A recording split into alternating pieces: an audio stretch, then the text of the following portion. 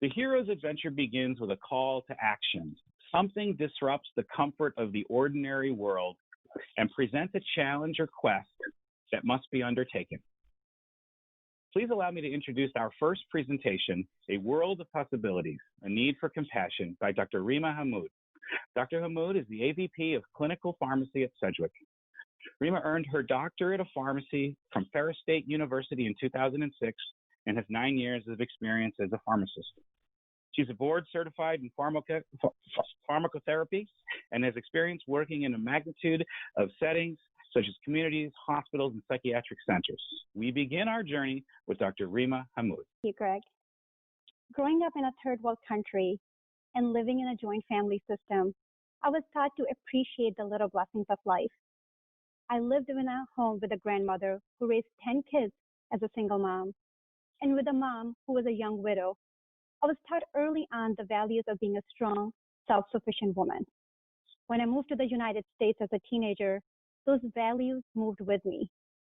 Problem was that I didn't know much, did not know the language, did not know the people or the culture of my new home. But I knew one thing: I wanted to be in healthcare. I was too young, too poor, and too uninformed to get a job. But I knew I had to start somewhere. So I volunteered at a hospital besides enjoying the cafeteria food over there, I was able to get a crash course learning the language, the culture, and the people. At that time, we lived with my uncle in a small 2-bedroom condo in a blue-collar suburb outside of Detroit. I had a safe place to stay. I had a gig volunteering. Now all what I needed was a school to go to.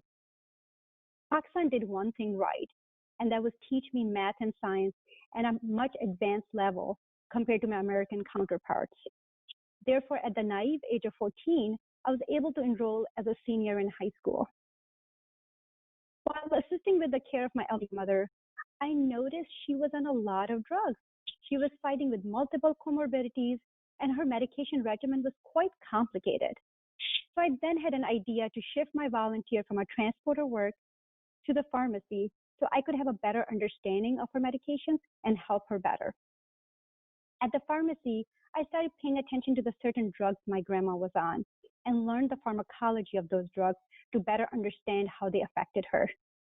This interest in medication and pharmacy led me to pursue a higher education upon graduation. I was only 15 years old when I started college, but felt privileged for the opportunity to get a higher education.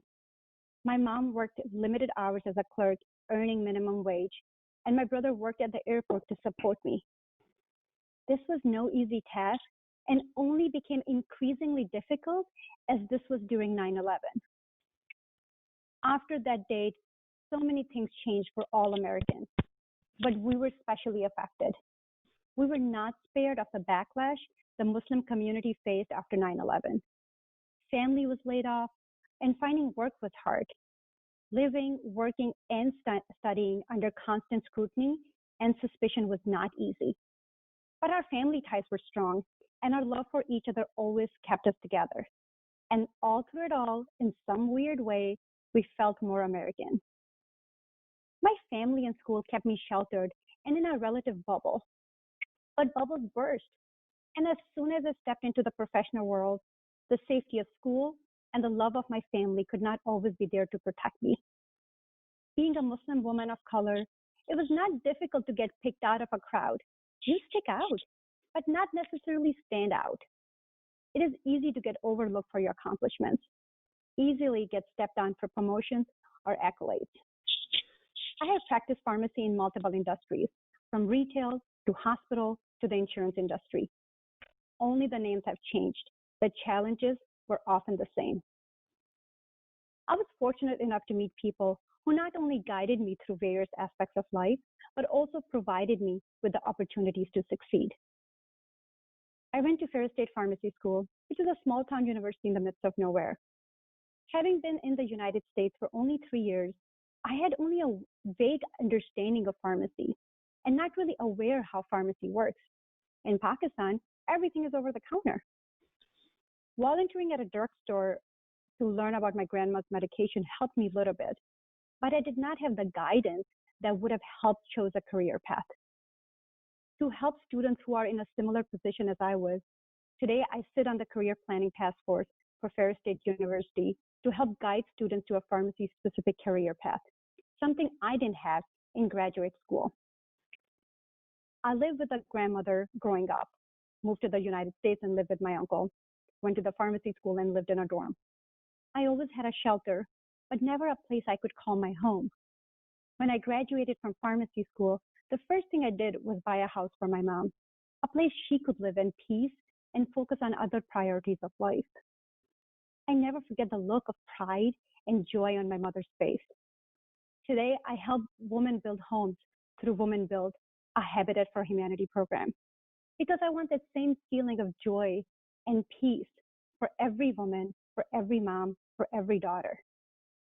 In addition to physical labor, and no joke, it is physical labor like, digging ditches and putting up walls, I recruit team members, raise funds, and secure corporate sponsorships. I worked as a retail pharmacy manager in a poor community while devoting my days off to a nonprofit clinic, assisting an underserved Hispanic community.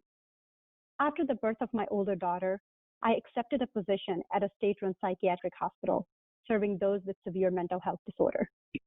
Mental health and addiction carries a lot of stigma, and that is something my family has suffered from. My goal was to help people not only get over their illness, but also to be able to go back to their normal life.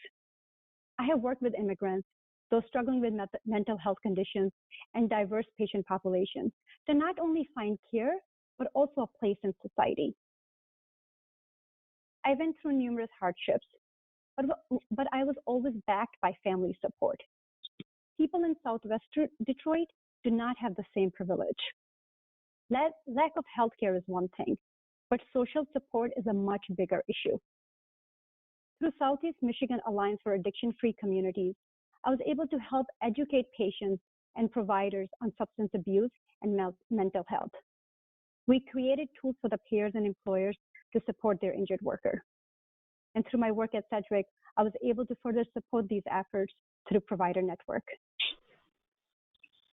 This year, in 2020, amidst this pandemic, many Americans are out of a job. Mental health claims are rising, and substance use disorder has spiked as well. Through my work, I'm given the opportunity to help people suffering from COVID, counsel them on their condition, and provide psychosocial support as they prepare to return to work amid COVID-19 crisis. I also support Hope Against Trafficking for Women, Forgotten Harvest, and Camp Casey, which is a fun experience for children who are affected by childhood cancer. And I also support our local parent-teacher association. Since COVID-19 shut down so many schools, I have helped pack food for those in need, assisted middle school students with reading through Zoom classes, hosted ice cream socials for the neighborhood kids, and raised money for children's community activities. Working hard and constant effort are a must if one wants to be successful. But seeking and accepting help, showing vulnerability, it is just as important. Be strong, be confident, and approachable are traits my family have instilled in me since I was a child. Being open to yourself and others helped me get over what assumptions my appearance make and able to show what was beyond the stereotype. I started as a volunteer transporter in a hospital, and 20 years later, I was appointed on a hospital board as board of directors at a local hospital. I'm a proud mother of 2 daughters, and I hope for them to not only learn from their mother's mistakes and accomplishments, but to also never give up, recognize your abilities, and follow your passion. Respect yourself so others will respect you, and when a need is recognized, step up and address the situation. And best of all, use your own hardships and experience to help others overcome theirs.